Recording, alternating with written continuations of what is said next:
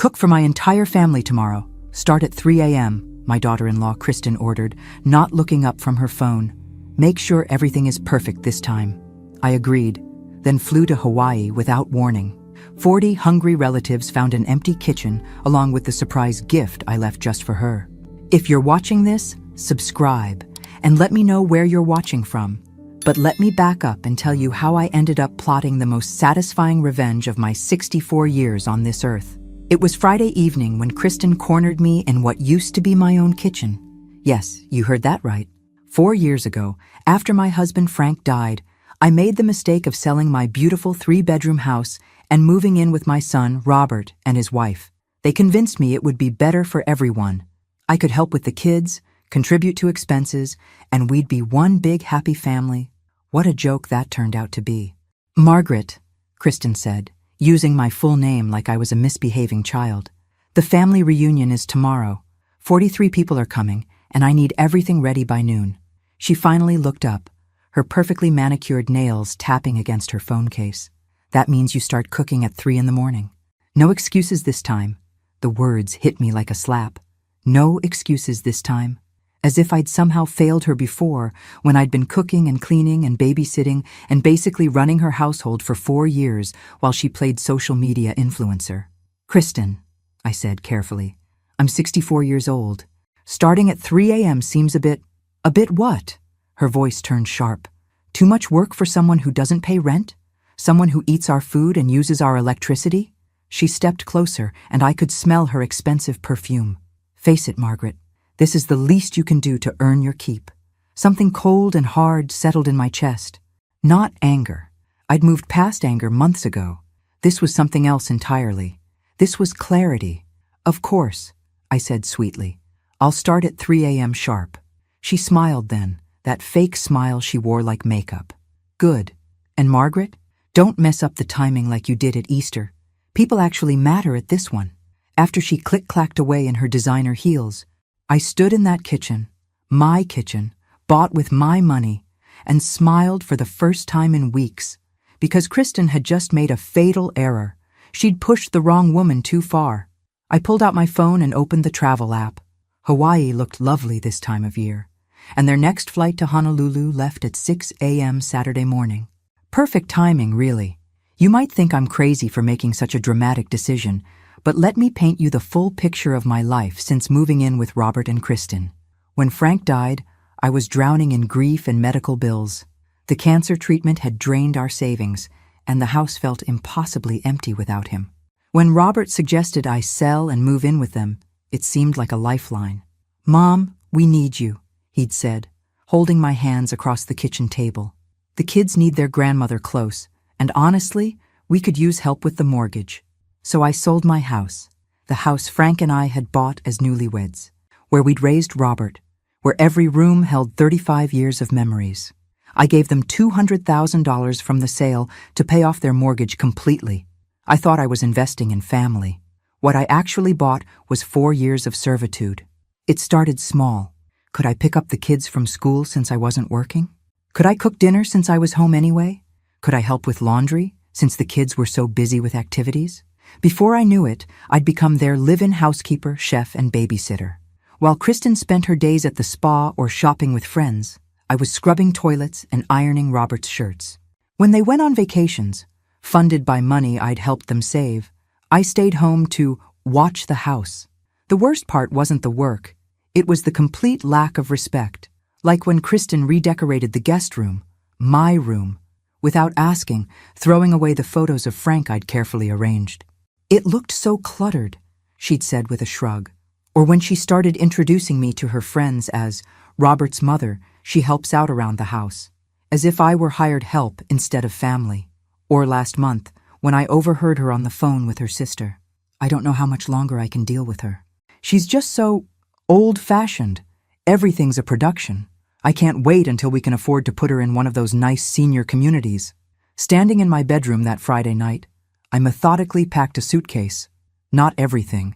I didn't want to tip them off. Just enough for a week in paradise. As I folded my favorite sundress, the one Kristen had criticized as too bright for someone your age, I felt something I hadn't experienced in years. Freedom. I booked a suite at the Grand Wiley Resort. Ocean view, spa services included. The cost would have horrified the old Margaret, the one who clipped coupons and worried about every penny. But that Margaret was about to disappear forever. At 2:30 a.m. I tiptoed downstairs and left my masterpiece on the kitchen counter. Not a grocery list or cooking instructions, something much more interesting. Then I called a taxi and slipped out into the pre-dawn darkness. By the time Kristen woke up expecting to smell bacon frying, I was already 30,000 feet over the Pacific Ocean, sipping champagne and watching the sunrise. The look on her face when she discovered what I'd left behind would be worth every penny. The taxi driver was chatty despite the early hour. "Airport," he confirmed, as I settled into the back seat with my single suitcase. "Yes, please. And there's an extra 20 if you can get me there quickly." He glanced at me in the rearview mirror. "Running away from home, are we?" "Something like that," I smiled, watching my son's house disappear into the darkness.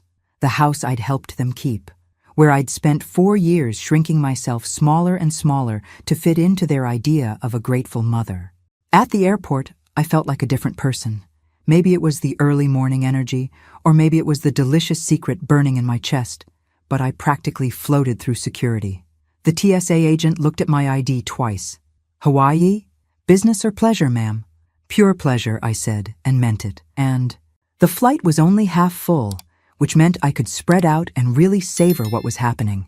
As we climbed above the clouds, I imagined Kristen's morning routine. She'd stumble downstairs around 8, expecting to find me elbow-deep in preparation for her precious family reunion. Instead, she'd find my letter. Oh, that letter. I'd spent 3 hours crafting it the night before, making sure every word was perfect. Not cruel, I'm not a cruel person, but honest in a way I'd never been allowed to be. I'd started simply, "Dear Kristen, I won't be cooking for your family reunion today. In fact, I won't be cooking anything ever again." Then, I detailed exactly what I'd contributed to their household over the past 4 years. Not just the $200,000 to pay off their mortgage, but everything else. The groceries I'd bought, the utilities I'd helped with, the repairs I'd paid for, the vacations I'd funded by lending them money that was never repaid. The total was staggering, even to me, $187,000. But the real gift was the final paragraph. "I consider this debt forgiven in exchange for 4 years of disrespect, ingratitude, and emotional abuse. We're even now. Don't bother calling. I'll be impossible to reach for the foreseeable future. P.S. There's bologna in the fridge for sandwiches. You remember how to make those, right? Ma'am, would you like a complimentary beverage?" The flight attendant's voice interrupted my daydream. "Champagne, please. I'm celebrating." Special occasion.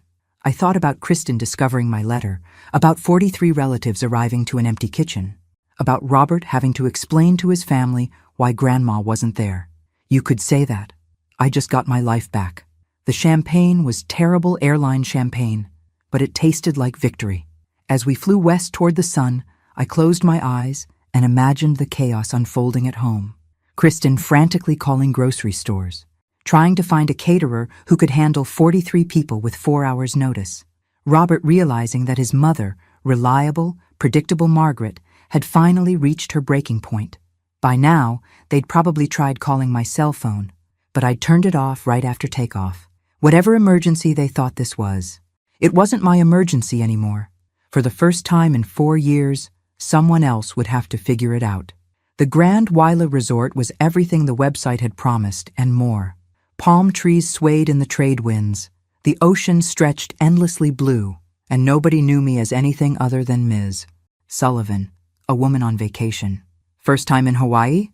asked the cheerful desk clerk as she handed me my room keys. "First time doing anything just for myself in a very long time," I admitted. She smiled knowingly. "Well, you picked the perfect place for it. The spa is amazing, the restaurants are world-class, and if you want adventure, we can arrange everything from helicopter tours to swim with dolphins experiences." My suite was on the 7th floor with a balcony overlooking the ocean. As I unpacked my small suitcase, I tried to imagine what was happening 3,000 miles away. It would be late morning now in Chicago. The relatives would start arriving soon, expecting to find tables groaning under my homemade specialties. Instead, They'd find chaos. I should have felt guilty. The old Margaret would have been consumed with worry about disappointing people, about causing problems, about what everyone would think. But as I changed into the new swimsuit I'd hastily bought at the airport gift shop, I felt only satisfaction. They'd taken my generosity for granted for 4 years. They'd treated me like hired help, who should be grateful for room and board in exchange for endless labor. Well, now they could see what life was like without their personal servant. My phone had been buzzing incessantly since I'd turned it back on. 17 missed calls from Robert, 12 from Kristen, and a string of increasingly frantic text messages. I scrolled through them while sipping a Mai Tai on my balcony. Kristen: "Where are you?" Robert: "Mom, call me immediately. There's been a misunderstanding." Kristen: "This is not funny, Margaret. People are coming." Robert: "Mom, please, whatever's wrong, we can fix it." Kristen: "I can't believe you would do this to me. To us." The last message was from my granddaughter Lucy. "Grandma, where are you? Mom is freaking out and Dad looks like he might cry. Are you okay?" That one tugged at my heart. Lucy was 17, old enough to understand that families could be complicated, but young enough to still worry about her grandmother's welfare. I typed back quickly, "I'm perfectly fine, sweetheart. Just taking a little vacation. Love you." Then I turned the phone off again. A waiter appeared at my elbow. "Another Mai Tai, ma'am?" "Why not? I'm celebrating my liberation." He laughed. "Divorce?" "Something like that." As the afternoon sun warmed my face, I thought about the conversation that would be happening in my son's kitchen right now. Robert trying to salvage the family reunion. Kristen ranting about my selfish behavior. Relatives wondering where the food was. Let them figure it out. Let them call restaurants and grocery stores and try to piece together a meal for 43 people. Let them realize exactly how much work I'd been doing all these years while they took it for granted. Tomorrow, I'd start thinking about what came next. But today, I was just going to enjoy watching the waves and feeling the freedom of having absolutely no responsibilities except deciding whether to order room service or try one of the resort's restaurants. For the first time in 4 years, the only person I had to take care of was myself. I finally turned my phone back on Sunday morning, after 2 glorious days of spa treatments, room service, and blissful silence. The message count made me laugh out loud. 47 missed calls and 63 text messages. Most were from Robert and Kristen, but there were others too. My sister Dorothy from Wisconsin, confused about why she'd gotten a call asking if she knew where I was. Several neighbors wondering if I was all right. Even my old friend Beatrice from book club, who'd apparently been recruited in the search effort. But it was the voicemail from my grandson Tyler that finally made me call back. "Grandma, this is Tyler. I know you're probably mad at Mom, and honestly, I don't blame you. She made Dad call everyone in your address book looking for you. The whole family reunion was a disaster. They ended up ordering pizza. Uncle Mike said he's never seen anything so disorganized in his life. But seriously, are you okay? I'm worried about you." Sweet Tyler. At 15, he was becoming the kind of young man who noticed when someone was hurting. Unlike his parents, who'd been too busy taking advantage of my kindness to notice they were killing my spirit. I called Robert first. "Mom!" His voice was a mixture of relief and anger. "Where the hell are you? Do you have any idea what you've put us through?" "I'm exactly where I told you I'd be," I said calmly. "Impossible to reach for the foreseeable future." "This isn't funny, Mom. Kristen has been crying for 2 days. The family reunion was ruined. Aunt Susan asked me 15 times where you were, and I had to lie and say you were sick." "Why did you lie?" "Because I didn't want to tell 43 relatives that my mother had apparently lost her mind." I sipped my coffee, real Kona coffee, not the generic brand Kristen bought to save money, and watched a pod of whales breach in the distance. "Robert, did you read my letter?" A pause. "Mom, you were clearly upset about something. Did you read it?" Another pause, longer this time. "Yes." "All of it? Including the part where I listed every cent I've contributed to your household over the past 4 years?" Silence. "Because I have to tell you, Son, seeing it all written down was quite eye-opening. $187,000. That's not counting the unpaid labor, of course. Mom, we never asked you to keep track of...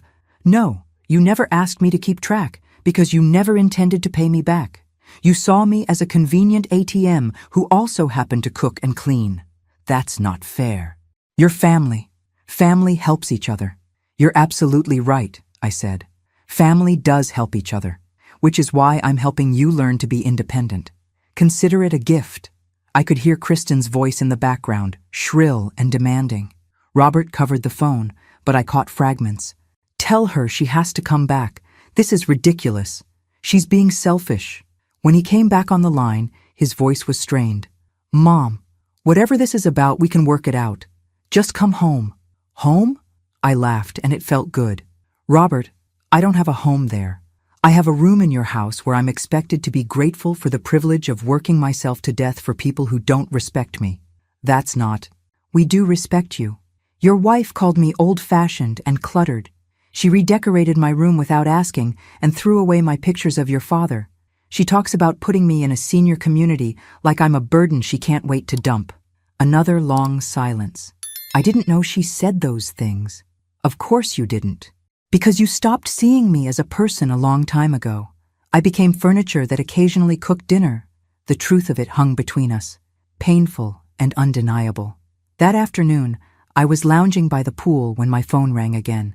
This time it was Kristen, and for some reason, I decided to answer. Margaret, her voice was ice cold. I think we need to have a conversation about your little tantrum. Tantrum? I kept my voice pleasant. I prefer to think of it as a well-deserved vacation. Do you have any idea what you've done to this family? What you've done to me? I took a sip of my pineapple smoothie. I imagine you had to actually work for a weekend. How novel. I had to order pizza for 43 people. My entire extended family thinks I'm incompetent because my mother-in-law abandoned us. I prefer the term resigned my position. This isn't a joke, Margaret. I called caterers, restaurants, even the grocery store deli. Nobody could help with 4 hours' notice. I was humiliated. Now you know how I've felt for 4 years. The line went quiet. Then Kristen's voice came back. Different now. Calculating. Fine.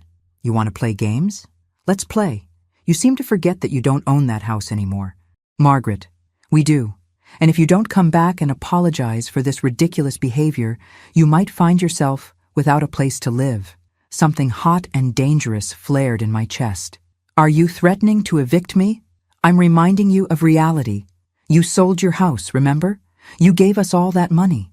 You're dependent on us now, and dependent people don't get to throw tantrums. I stood up, suddenly too agitated to sit.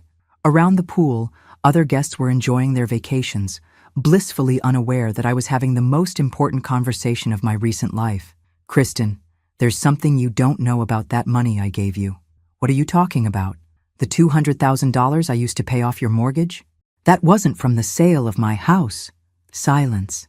That money came from a separate account, an inheritance Frank left me that I never told anyone about. The house sale money? That's sitting in investments, earning interest. I could practically hear her brain working, trying to understand what this meant. You see, Frank was a very careful man. He knew that large financial transactions within families could cause problems later, so he insisted everything be properly documented. Legal loan agreements, proper interest rates, everything above board. I don't understand. It means, dear Kristen, that I'm not dependent on you at all. In fact, it's quite the opposite. That mortgage-free house you're living in? I can call in that loan anytime I want.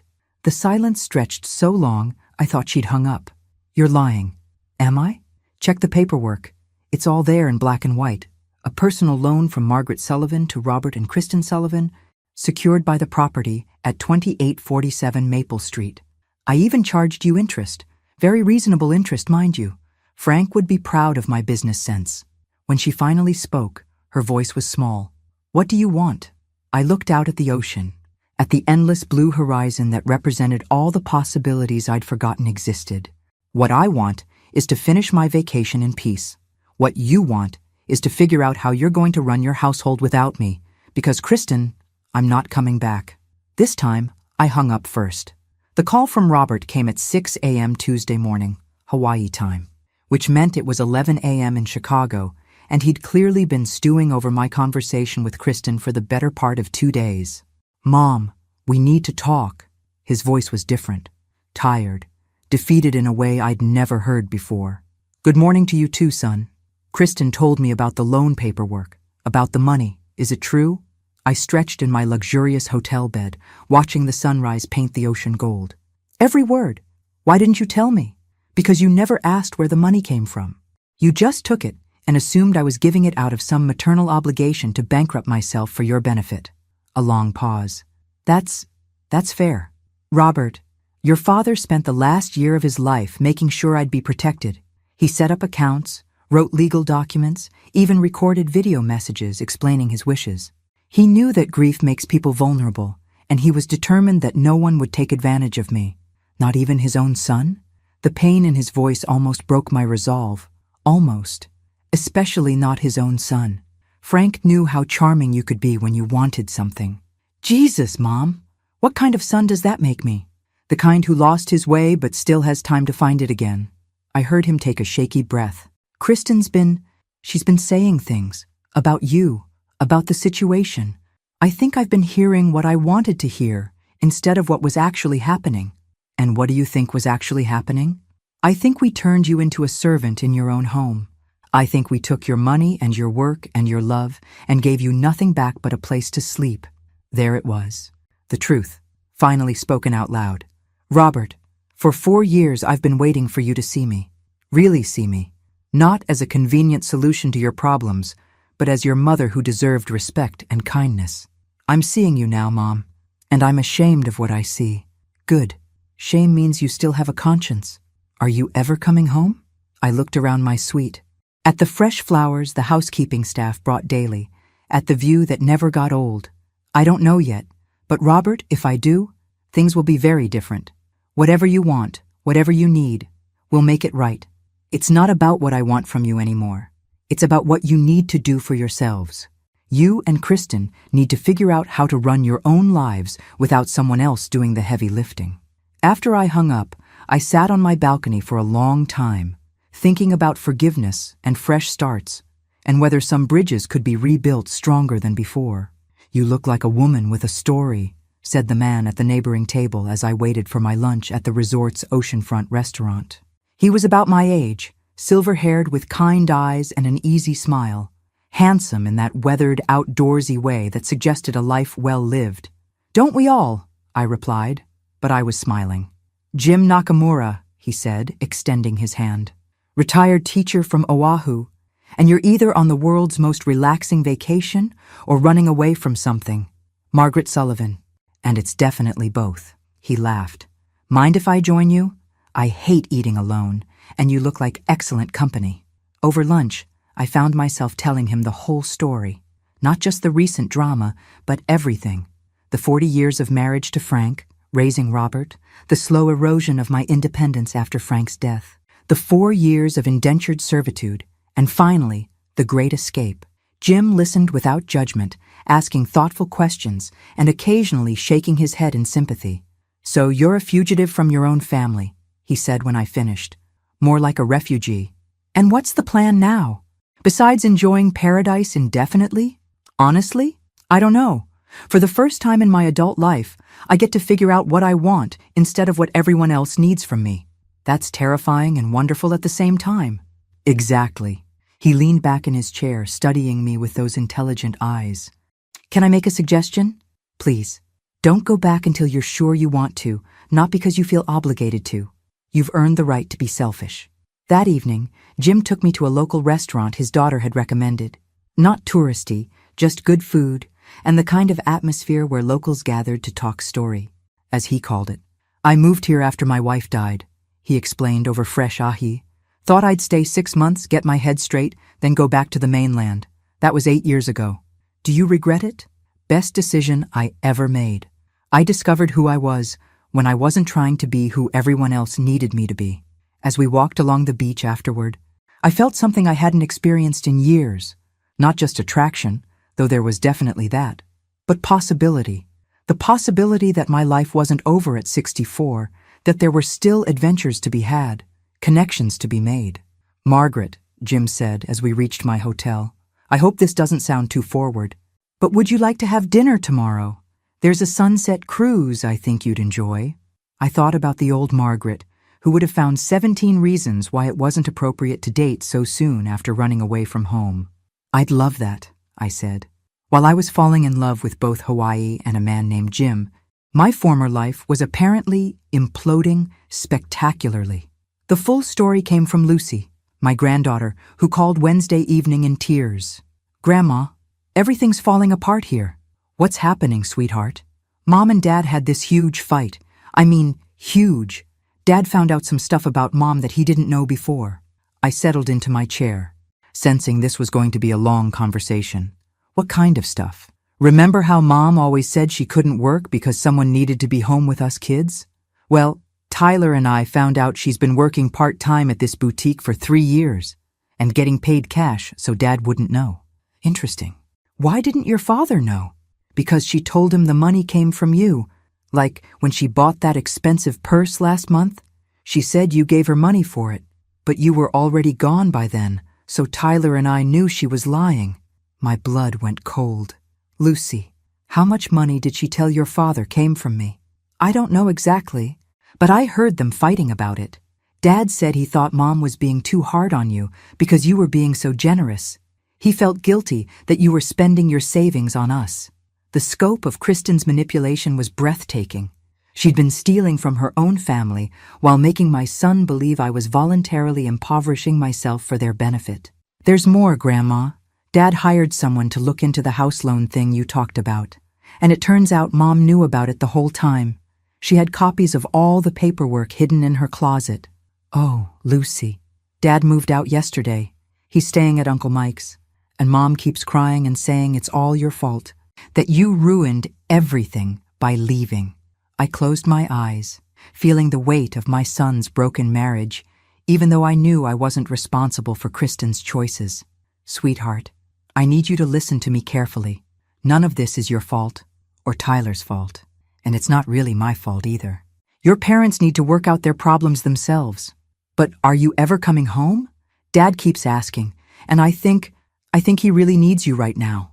That tugged at my heart, but I thought about Jim, about the life I was building here, about the woman I was becoming. "I don't know yet, Lucy, but no matter what happens between your parents, you and Tyler are always welcome to visit me here. In fact, I'd love that. Really, even with everything that's happened, especially because of everything that's happened. You're my grandchildren. That doesn't change just because the adults in your family have made a mess of things." After we hung up, I sat looking out at the ocean for a long time. Jim found me there an hour later, still processing the news. "Penny, for your thoughts? My daughter-in-law has been systematically lying to my son for years, and their marriage just imploded. I should feel vindicated, but mostly I just feel sad. Sad for your son. Sad for all of them. Even her, in a way. She must have been pretty miserable to go to such lengths to deceive everyone." Jim sat beside me, taking my hand. "You know what I think?" "What?" "I think you're exactly where you need to be."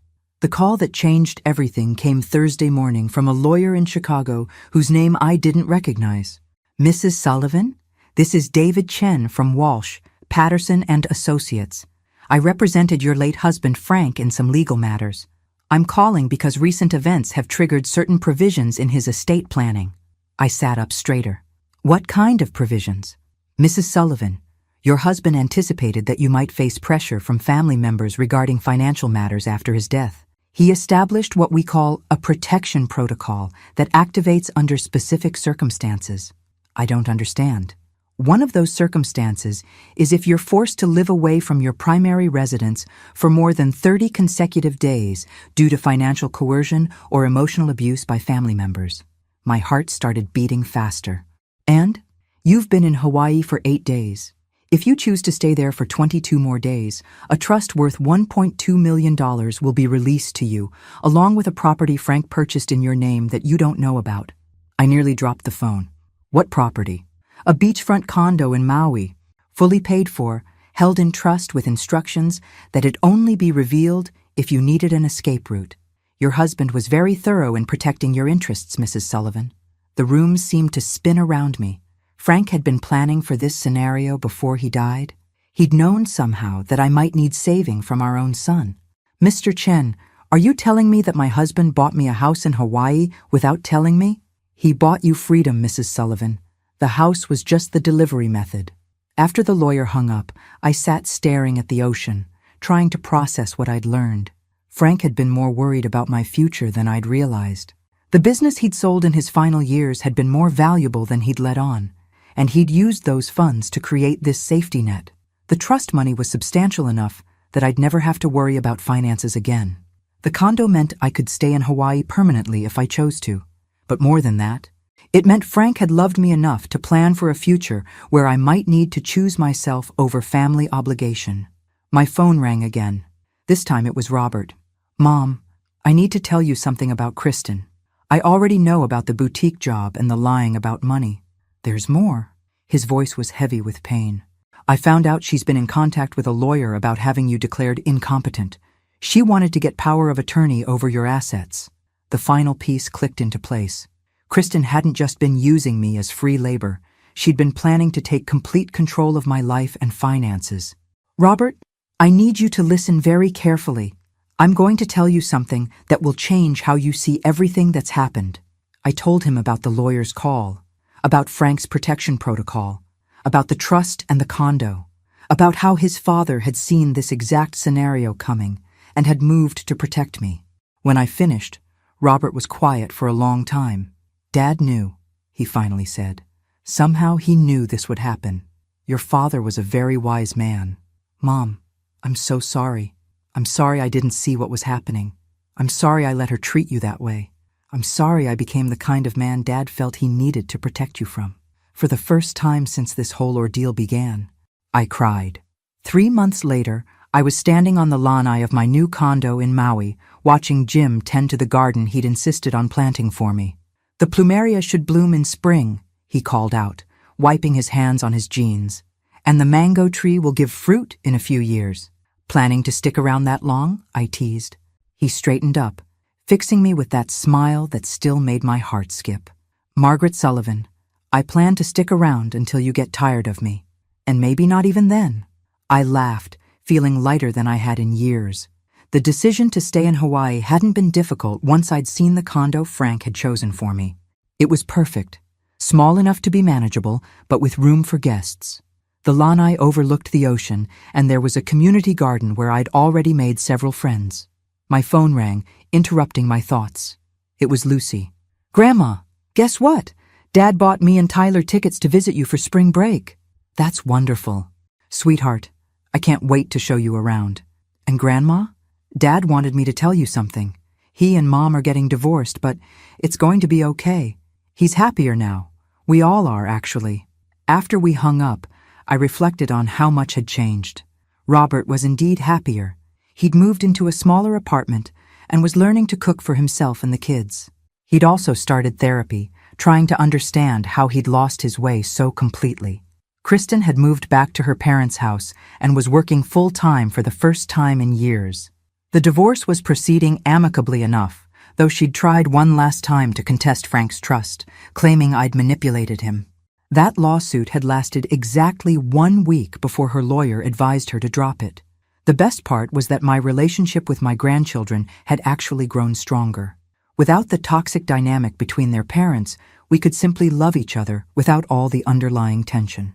You look happy, Jim observed, joining me on the lanai with 2 cups of coffee. I am happy. For the first time in years, I'm exactly where I want to be, with people who value me for who I am, not what I can do for them. Any regrets about the dramatic exit? I thought about that fateful Friday morning when I'd chosen freedom over servitude, when I'd finally said no to being taken for granted. None whatsoever. Sometimes you have to burn the bridge to find out you can fly. Jim raised his coffee cup in a toast. To flying, then. To flying, I agreed. As the sun set over the Pacific, painting the sky in shades of pink and gold, I thought about how many sunsets I'd missed during those 4 years of trying to be indispensable to people who didn't appreciate me. I'd wasted so much time trying to earn love that was my right to receive freely. But I wasn't wasted time anymore. At 64, I'd learned that it's never too late to choose yourself, never too late to demand respect, and never too late to start over. The best revenge, I'd discovered, wasn't making them suffer. It was making myself happy, and I was very, very happy indeed. Thanks for listening. Don't forget to subscribe and feel free to share your story in the comments. Your voice matters.